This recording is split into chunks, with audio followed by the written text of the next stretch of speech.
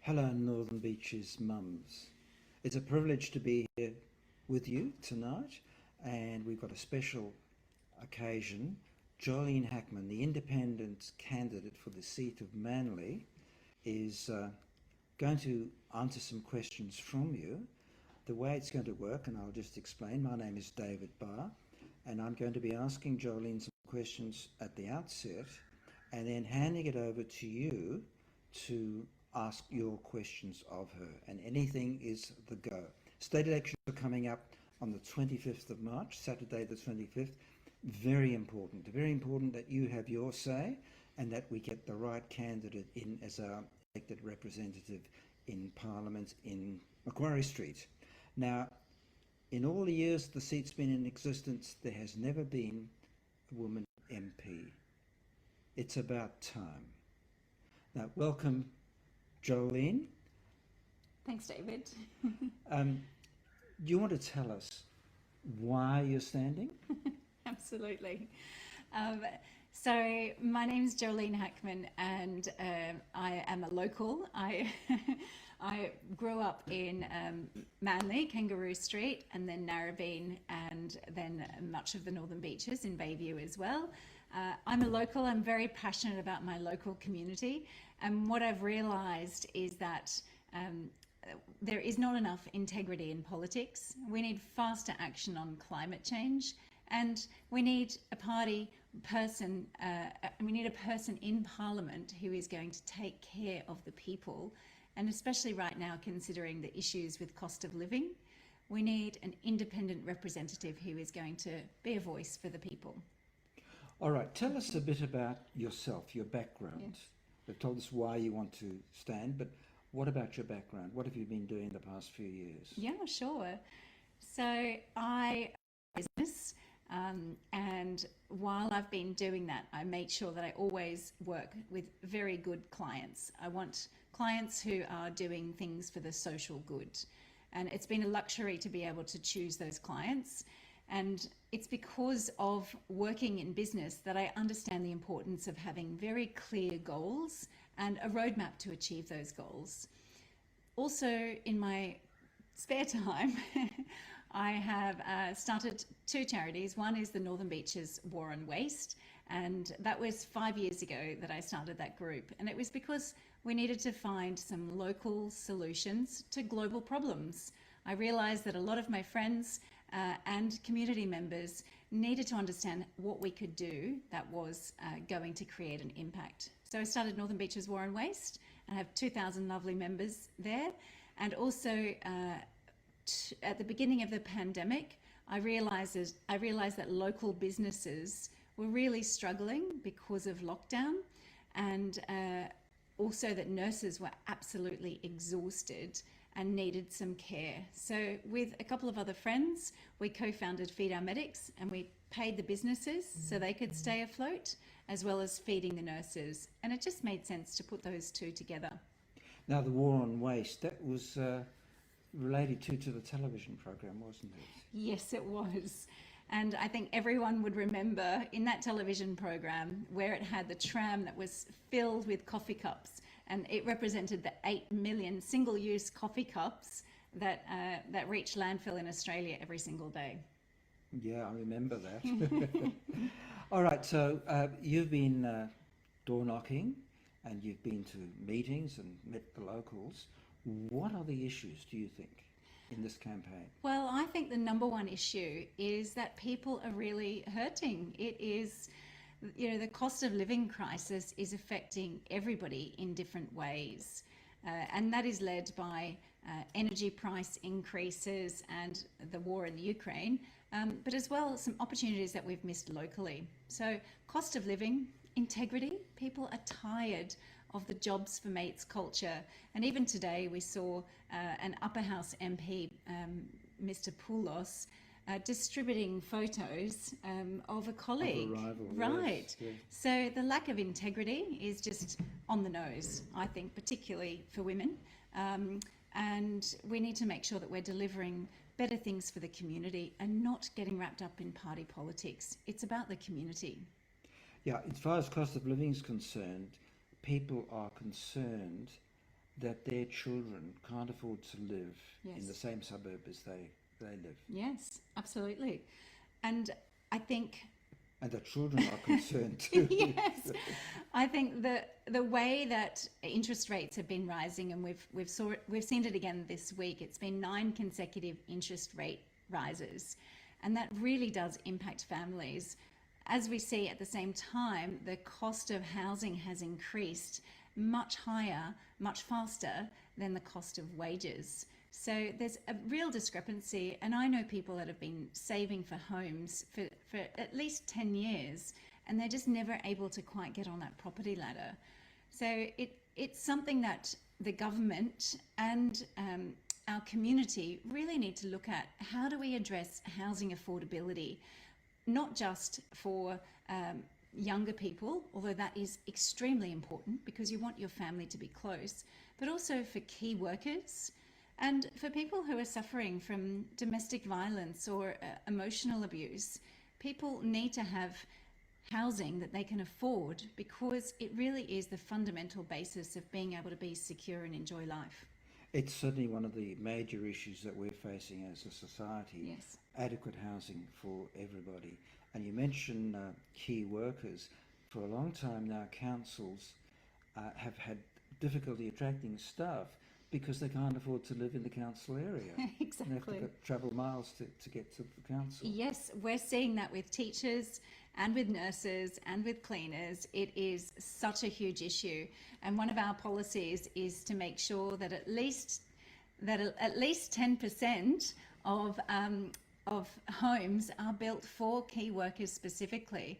I know teachers and nurses that have had to travel from further outside, out west, Central Coast, just to get to work. And if we want to have a society and a community where we have all of the key functions taken care of, then we need to take care of the people.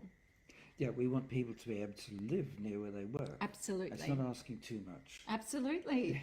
And particularly if you are in one of those key professions, because it's exhausting. You have to get up early, you have to go home late, and you're giving and giving all day. I might add that many of those professions are actually female-dominated professions, and they're not paid at a rate of which we should value them.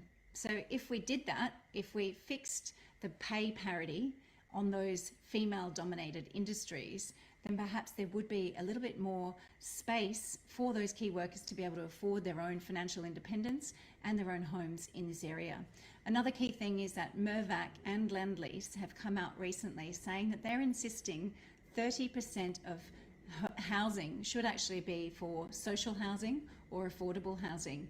And as we've seen in the Brookvale Place Plan, which is on display at the moment, and the deadline is the 27th of February, if you wanted to go and create a submission, we had a 10% target for affordable homes in that Brookvale Place Plan, and then all of a sudden it was cut to 5%. I'd really like to see that increased, and I'd like to follow Mirvac and Lendlease's plan and be much more ambitious about housing those key workers and anyone else that needs support to live in this area and be part of our community. I mean, that was quite a surprise, them doing that, and a welcome surprise at that. Yeah. The other thing about wages is that in relation to profits overall, wages have declined and declined. That we have to address that as a society. We have to address that at federal and state levels. 100%. I think that is so important. And also we hear that when we talk about wage increases, the naysayers say, let's not, burden inflation and get inflation out of control. But I note that only comes up when we're talking about wage increases for people in the middle or people lower than the middle of the average income. When the CEOs are getting their bonuses or big corporations are getting things tax-free, then no one cares about inflation then. So I think there needs to be a bit more of a focus about how we can take care of the people who take care of the community. Yeah, and housing certainly very critical in that. Yes. It's an enormous issue. All right, so the economy, it's always always important Yes. to people because they have to pay their way, they've got to pay their mortgage, they've got to send their kids to school. It's all critical. Yes. What else is coming up? So there is a little bit more on the economy that, if you don't mind, can No, I go can I ahead. dig Yes, into? yes. Yes. What frustrates me, what really frustrates me, is the greenwashing that happens, and I guess it's the eco-washing now. Yes. Is that we've been told in the last decade or two that the Liberals are good financial managers, and what I've seen from New South Wales government Liberal perspective is that they've been in government for the last 12 years. And New South Wales has the largest budget deficit. It's $11.4 billion. And Queensland was in a similar position last year, at the beginning of the financial year. And I'm sure many of our viewers tonight know, but the coal price, because of the illegal war in Russia and Ukraine, made the coal prices soar. Now, the rate that we were getting for those minerals was actually quite low, and we didn't negotiate. New South Wales government did not negotiate a better rate for the coal that was being sold off. So had New South Wales Liberals been good economic managers, they would have said, look, you guys are getting huge profits. Those minerals belong to the people of New South Wales. We want a fair price for them. Queensland did that. And what happened in Queensland is that Palaszczuk and Cameron Dick, the Treasurer in Queensland, they said, we want a fair price for those minerals for the people of Queensland. And they got more than $2 billion every month for the last 9 months. And Queensland is now in a budget surplus.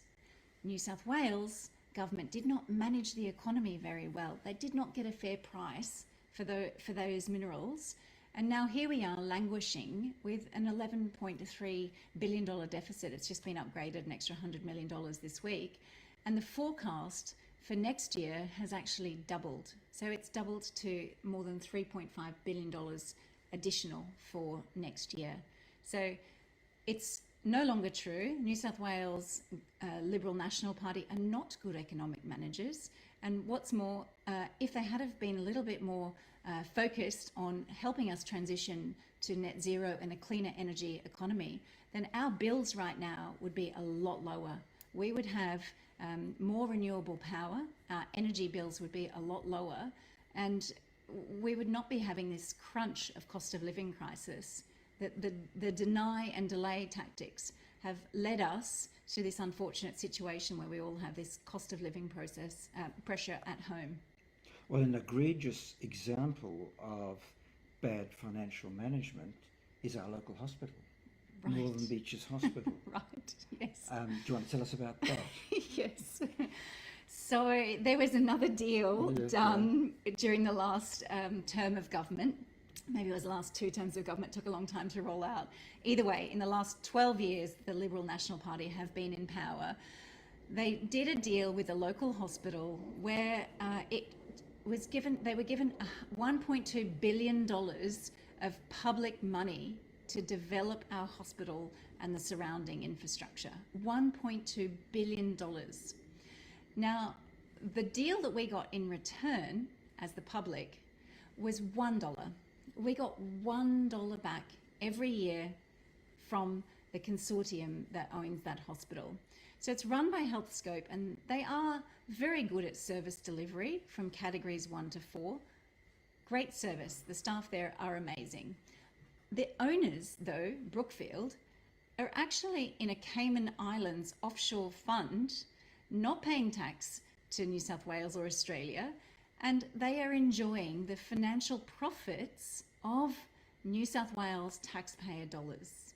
Now, I, for one, don't think that that's a very just or fair way to use taxpayer funds. I think that the New South Wales government should have negotiated a better deal, and it's the same with transport. You know, I can see that the West Connects tunnel, the new extension was just built, and we got a notification that it was $11 to go in that section of the tunnel.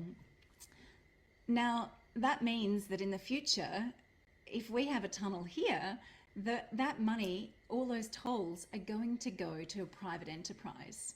So Chris Minns just announced this week that he's going to limit to $60 any tolls that New South Wales people use on the roads here. But still, that is the government subsidising those tolls to the private enterprises. So I feel like the New South Wales Liberal National Party has sold off a bunch of assets, and they've used this mechanism to move public money into private organisations at the expense of New South Wales. It's a huge deficit we're in. Yeah, well, I mean, that hospital example whereby the lease was given to HealthScope, and HealthScope did run 40-odd hospitals and the leasehold for this. The car park there, which is worse than the car park at Sydney Airport, is $1 a year for 40 years. Yes. And then Brookfield bought out HealthScope for $4.5 billion, and so we have a private equity fund basically and running the show, and their main interest, of course, is the bottom line. It's not health is not the key thing; it's profit. Yes. And so it just seems the wrong model, doesn't it? Yeah. I think it's concerning when you have a hospital that is very oriented towards delivering for profit. But I have really closely looked at the metrics, and Northern Beaches Hospital does deliver very well on the key top 4 metrics. It's just on the level 5 metrics where it looks like there's a bit more prioritisation for private patients, but they do deliver very well from a service perspective. It's just the profit-centred model and the use of public funds to profit an offshore company that's not paying tax that I have an issue with. Me too. Yeah.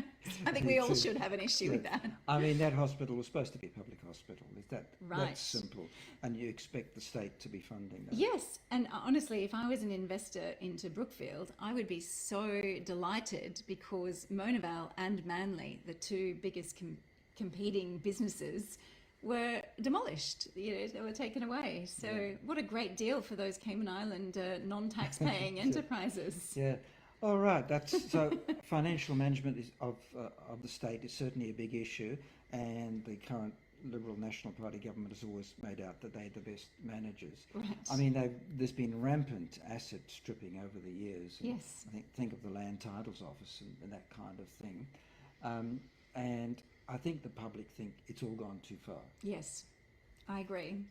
And I think it has gone too far, and I think there needs to be greater transparency in those government contracts. We need to know when something's not working, at what point can we actually pull up the contract and say this isn't right.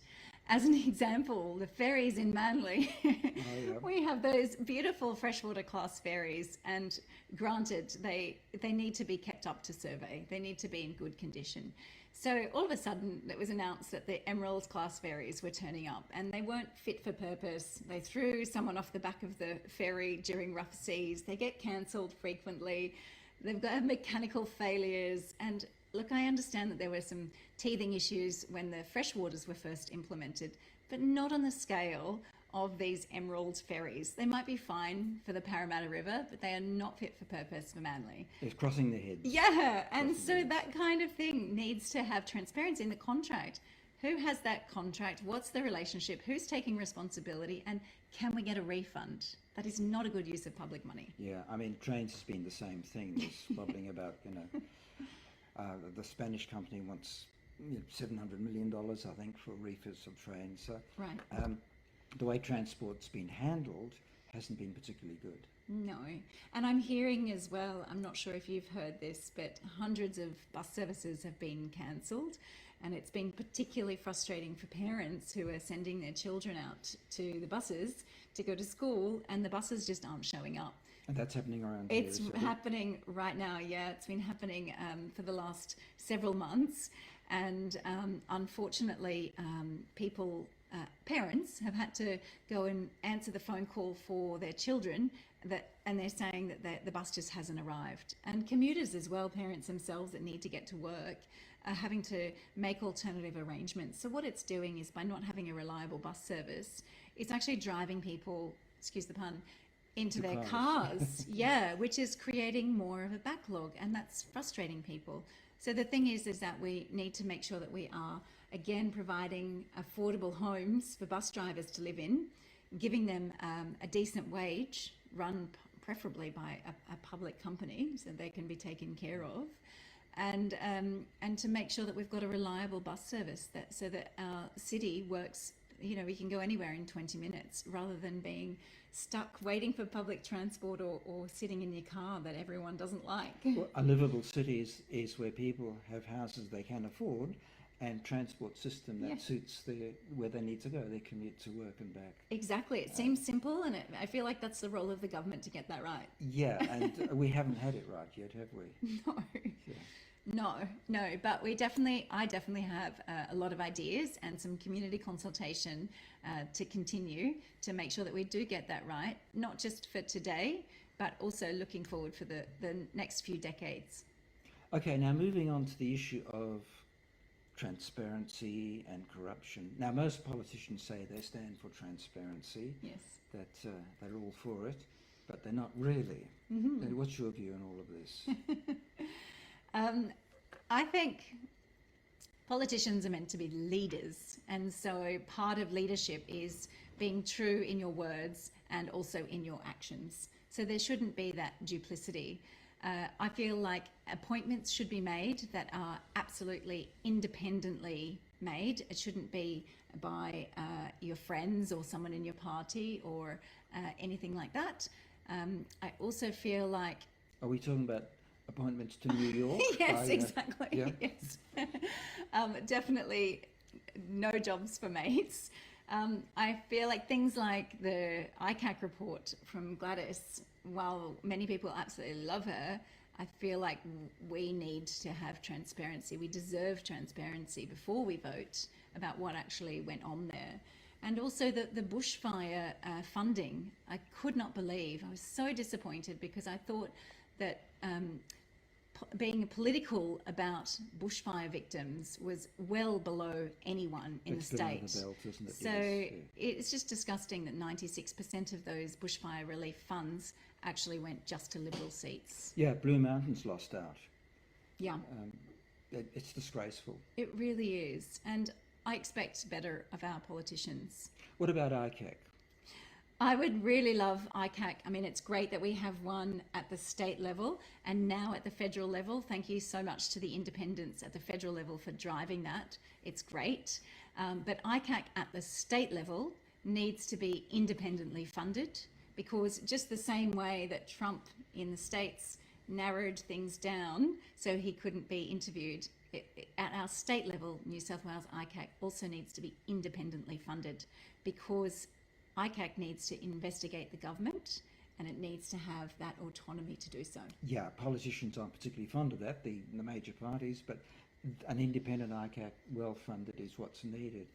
Yes. I do think with the Berejiklian issue, it's gone on too long. Yes.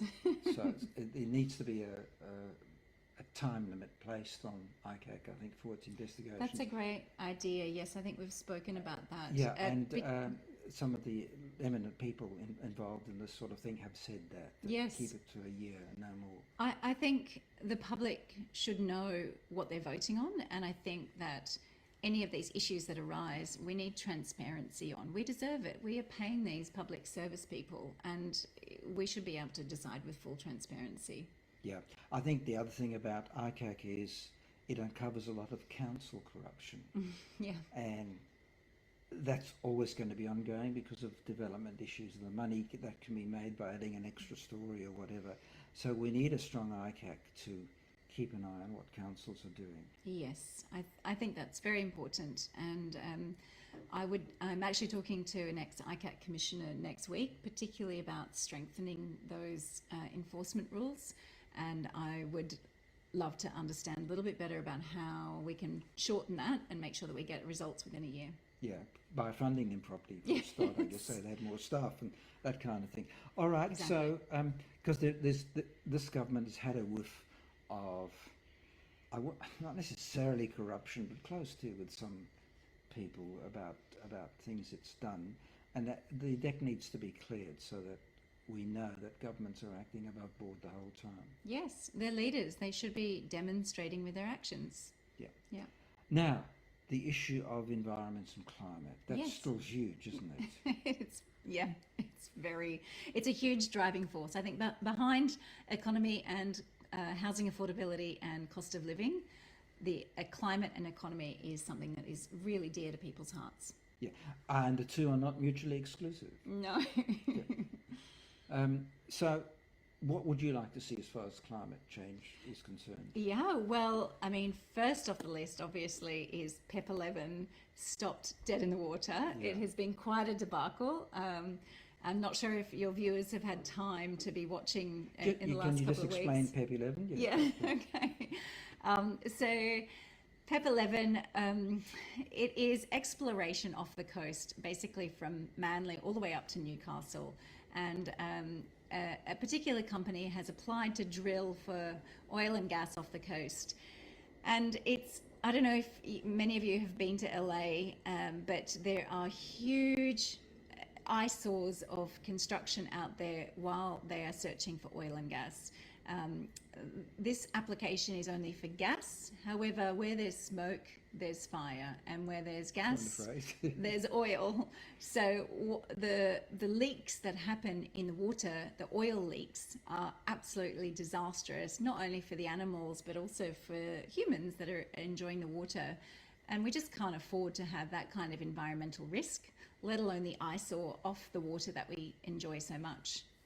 So what's happened in the last couple of weeks is that it has been listed again on the federal court list because Asset Energy decided to appeal the court decision, and they wanted to be compensated basically for it being cancelled last year. So you may remember Scott Morrison appointed himself as many ministers, and that was one thing that he did, I believe it was around May last year, April, May last year, and he said that he's going to stop it. The federal court said that that wasn't legal for him to do that, and it wasn't unbiased. So there wasn't due process. Right. So it was listed again, and it came up again on the federal court list this last week. And Zali Steggall and Sophie Scomps have been very vocal about supporting this to be ruled out at a federal level. And Zali introduced on Monday her Protect Our Beaches bill, Save Our Beaches bill.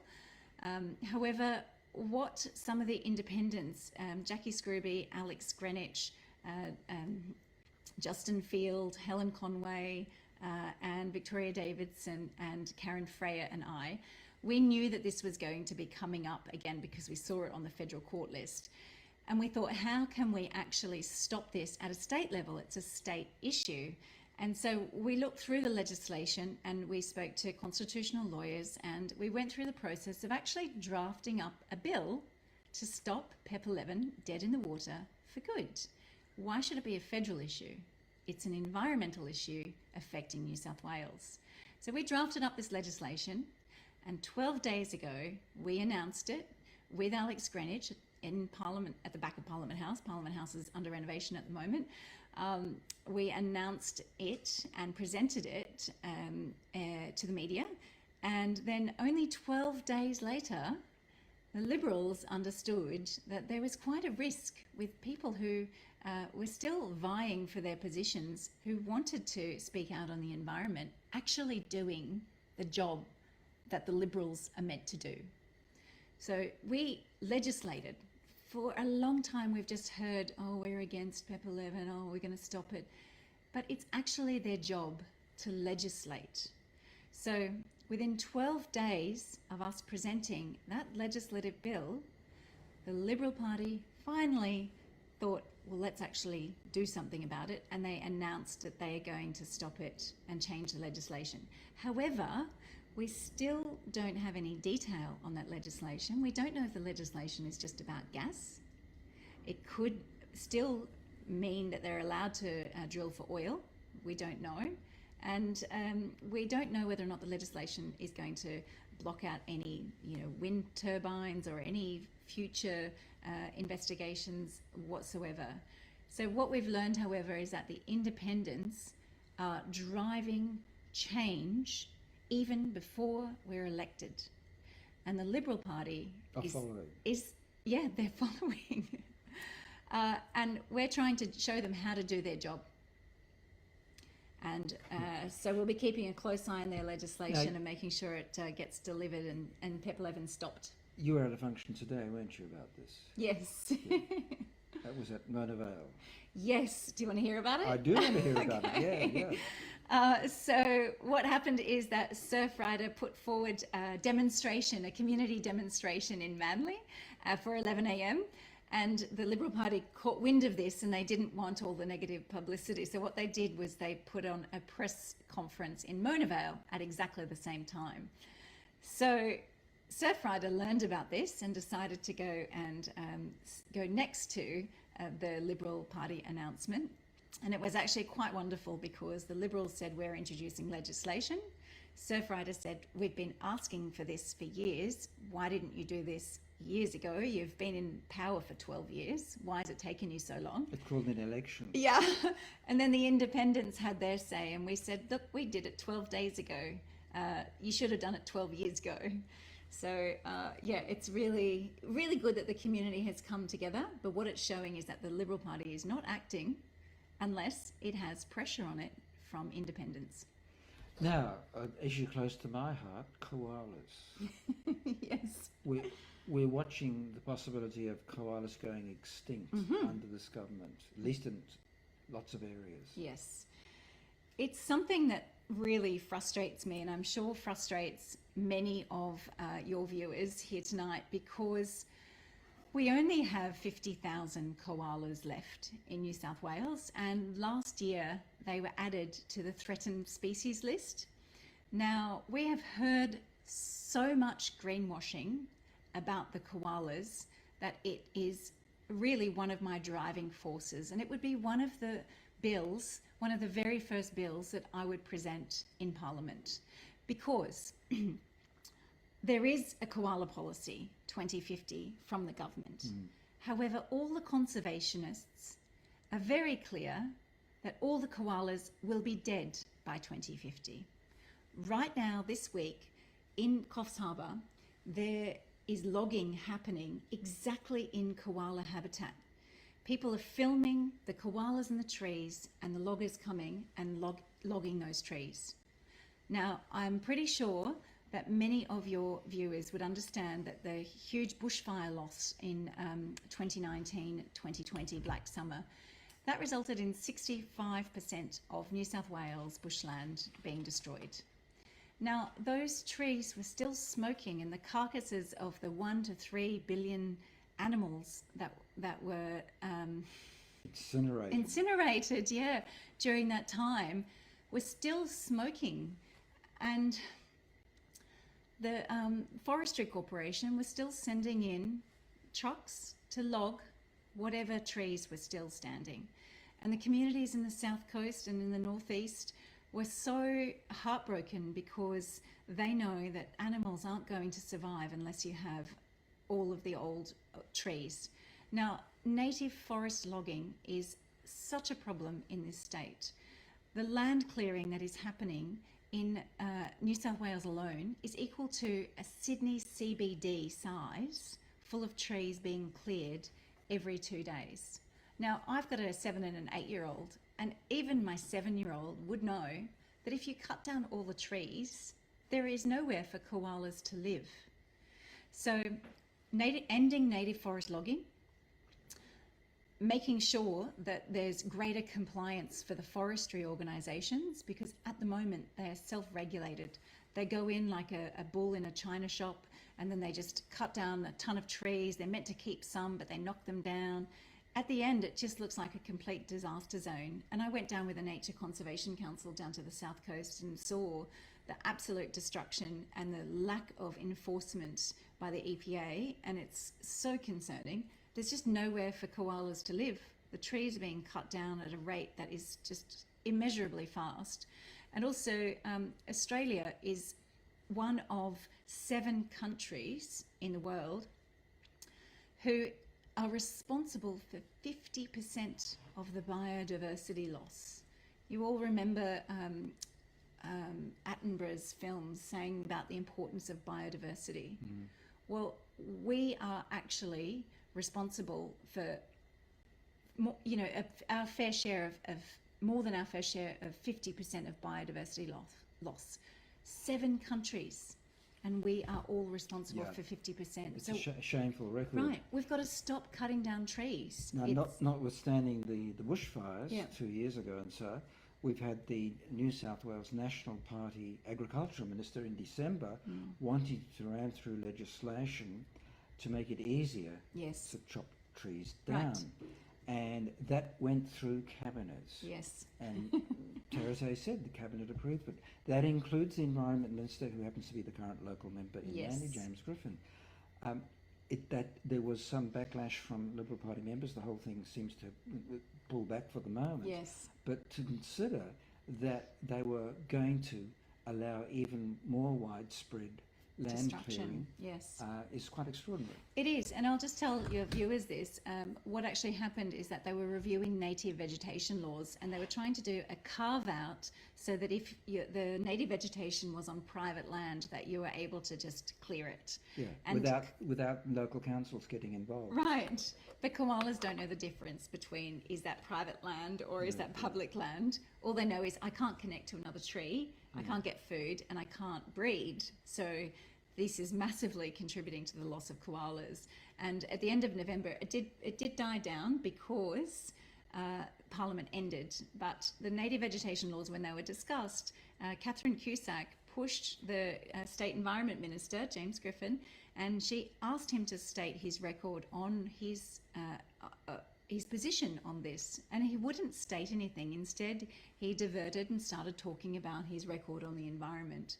And I know that if we sit here and do exactly what we've been doing, what we've been allowing the Liberal National Party to do, is they are going to continue cutting down the trees at a rate faster than ever before. The koalas are going to be extinct, though every single tree is a carbon sink, and we are not ever going to meet our carbon reduction goals. In fact, sorry if I get too technical here, but let's switch to something more tangible for our viewers in a sec. But since the Paris Agreement in 2016, Australia agreed, and the New South Wales government agreed to limit our carbon emissions and to reduce them on the 2005 levels. What's actually happened since then, just in the last term of government, the people that you elected in the last term of government have actually approved 19 new coal and gas mines, and the trajectory of the emissions that contributes to is absolutely huge. So Show us. we had them mapped. I had them mapped by a climate scientist because I needed to understand. Red's bad. The blue, the red's bad.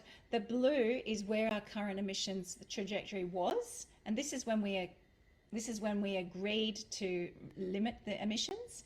Instead, 19 new coal and gas projects just in the last 4 years have been approved, increasing our emissions by 6. We've had a 6-fold increase.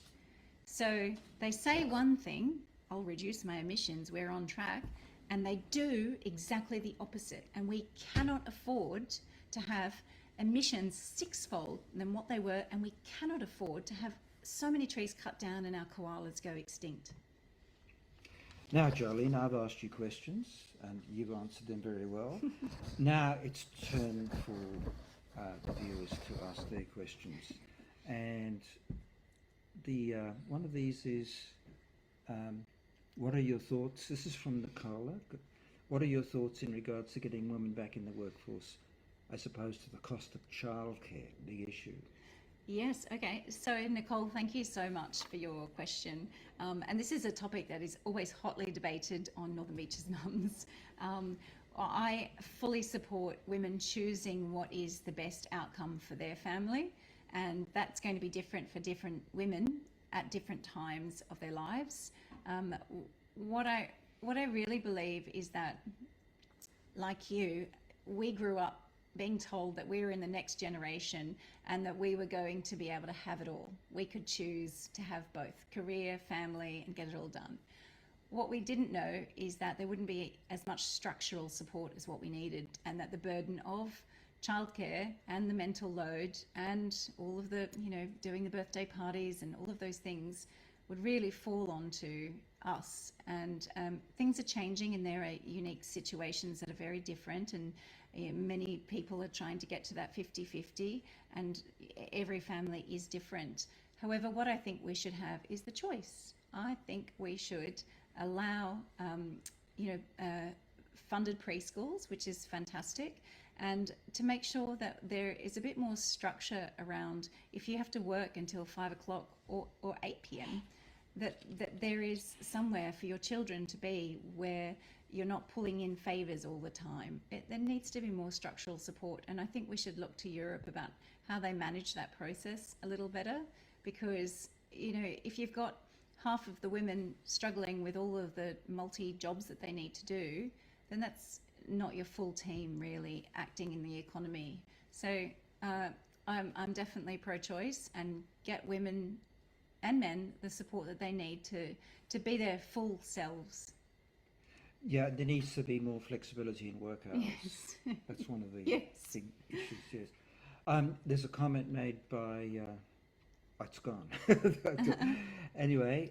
Claire says, what would you like to Yeah, see? yeah. Claire, what would you like to see when it comes to mental health plans and programs? Thank you so much for your question, Claire. Obviously, starting Feed Our Medics, I have close relationships with nurses and GPs and up at the hospital. For me, the news that the GP mental health plan that closed, that halved recently, I think is exactly the opposite of what we needed. What we need is more access to community health and mental health. And particularly during COVID and post-COVID, there's been so much pressure, and I know that the rates of domestic violence went up during that time, and children were isolated, and they're relearning all of those skills that really do contribute to mental health. What I also know is that not every family can afford to go to see a psychologist or a psychiatrist or a specialist. And many of them can't afford to pay the out-of-pocket expenses to go to a GP. And there's a knock-on effect. When you can't afford to go to a GP, there's a knock-on effect down the line, and that means more presentations at hospitals. And we need to make sure that system is streamlined and working for everybody. And very importantly, to my point about the Liberal Party doing one thing and then saying one thing and then doing another, more than a year ago, it was announced that the New South Wales government, the Liberal Party, was going to deliver 4 mental health beds up at Northern Beaches Hospital. And there are so many families that have needed that support, and it hasn't been there because those beds have not been delivered. We need delivery of those mental health beds and more support to help children and adults get the mental health support that they need. Right. Question from Lizzie. How might you help those struggling in the current housing crisis? Yeah, I think there's so many different tiers around that, Lizzie. I mean, struggling in the current housing crisis, I don't know whether or not you're renting or you own a home and the interest rates are harming your budget. But I understand that it is very challenging to even be able to afford a home for yourself and your family. So what I would propose is having those social housing targets and the housing affordability targets to make sure that people are homed in the area in which they live.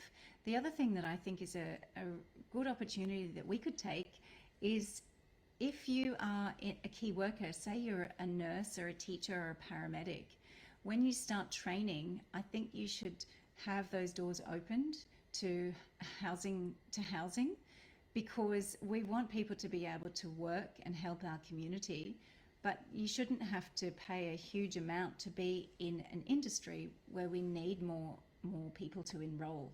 So I'd like to see a stepped approach immediately for people in the key industries, and I think it would encourage people to develop their training in there.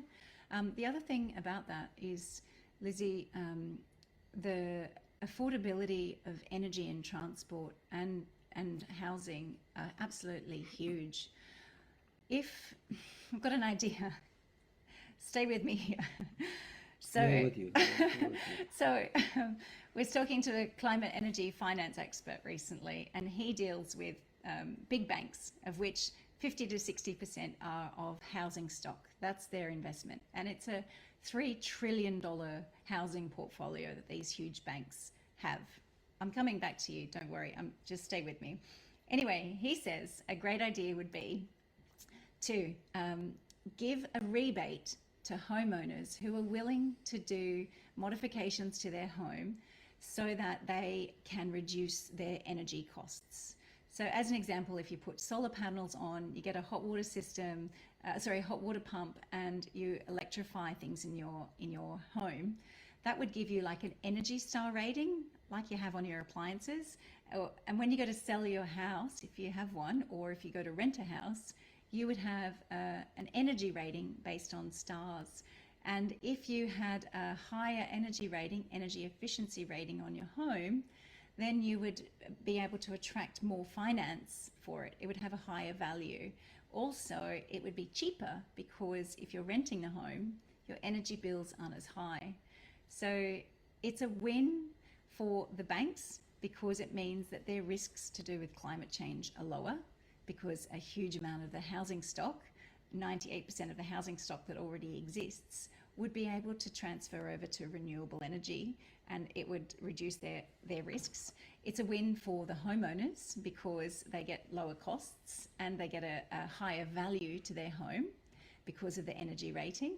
And it's a win for the renters because they get cheaper energy bills. So there are tons of ideas like this about how getting the right people in government could actually make a huge difference to affordability and people's everyday lives.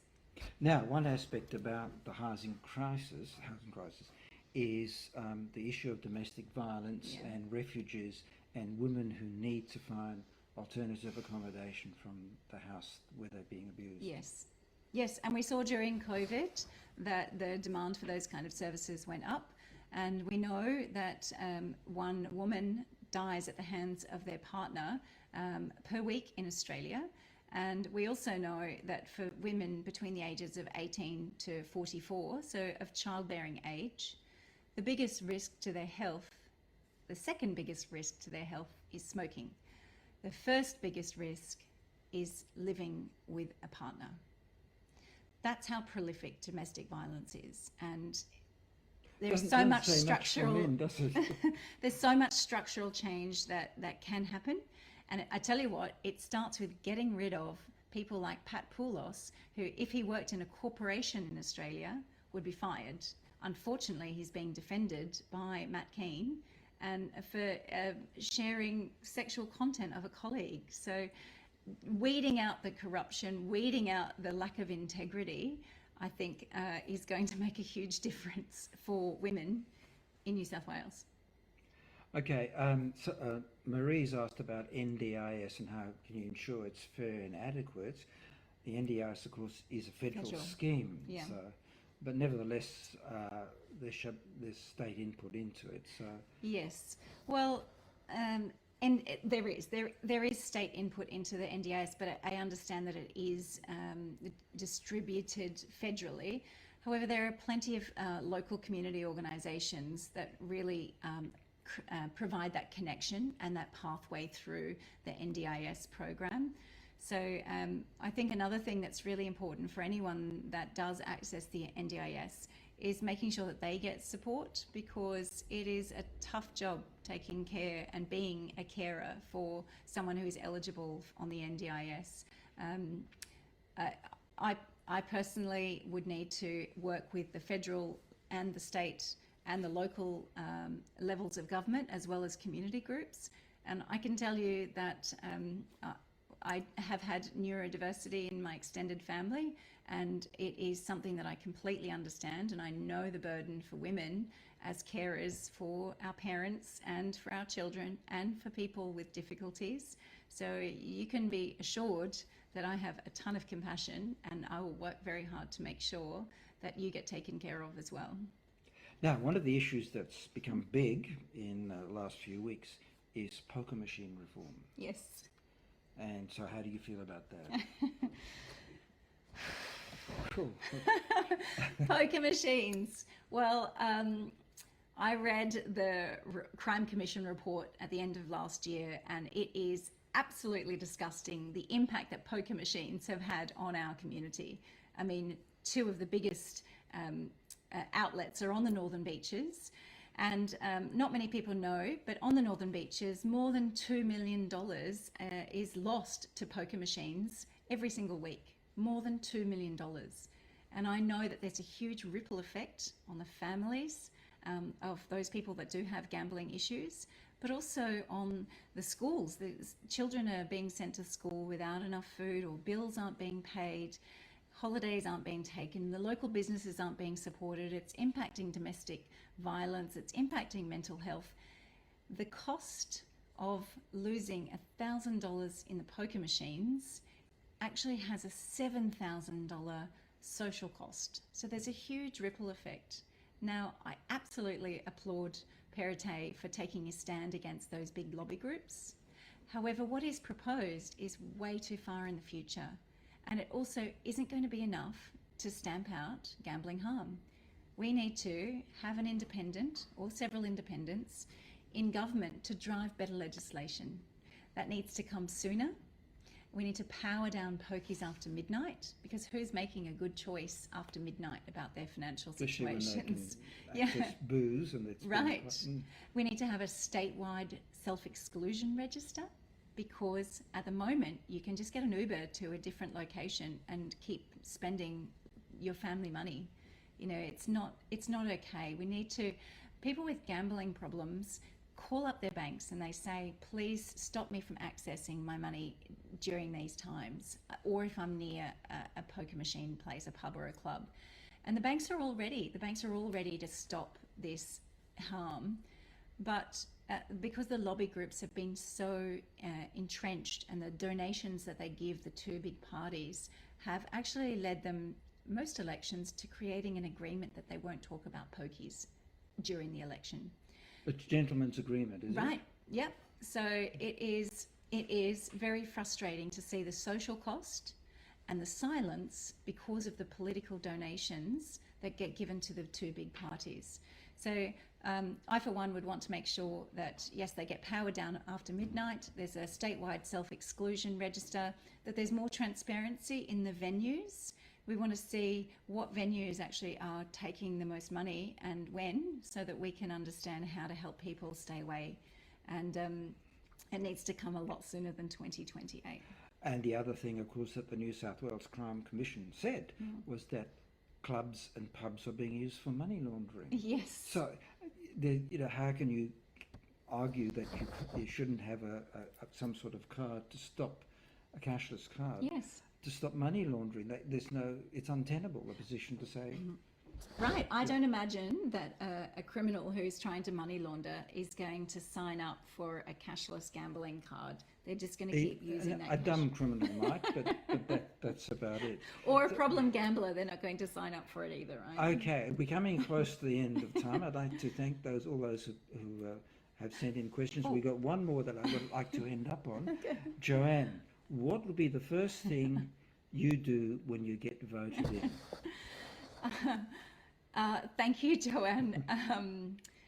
There's a long list. I highly recommend you go to joelinehackman.com.au/policy and have a look at that list. But for me, I know cost of living is a huge issue that's affecting everyone, and I would want to implement cost savings immediately to try and reduce your energy budget. And I'd also want to use the energy transition to make sure that we are on track to meet our emissions reductions and protecting our environment, because looking at this graph, we've been lied to, we've been greenwashed, and I want to fix that. I want to fix that, and I want to save the koalas, and I want to make sure that people can actually afford a good quality of life, because many of the big corporations are not paying tax, or they're offshore tax havens, and 70% of the GDP comes from small businesses that do pay tax, and the burden is on families. And I really want to fix it so that there's better support for families and small businesses and local economies, and not this corruption that's going on at the upper levels. So. Well, thanks very much, Joeline. It's been great. Thanks to the Northern Beaches mums. Remember, next month, March 25, Joeline Hackman. Make her the first female MP in Manly. It's important. We've had a lot of great independents, but you know, it's whoever is going to be the best person for the job, and I would argue that that is a strong independent. Yeah. Thank you very much. Thanks, David. Bye. Bye. To stop corruption, vote 1, Joeline Hackman. Authorised by Joeline Hackman, 43 Belgrave Street, Manly.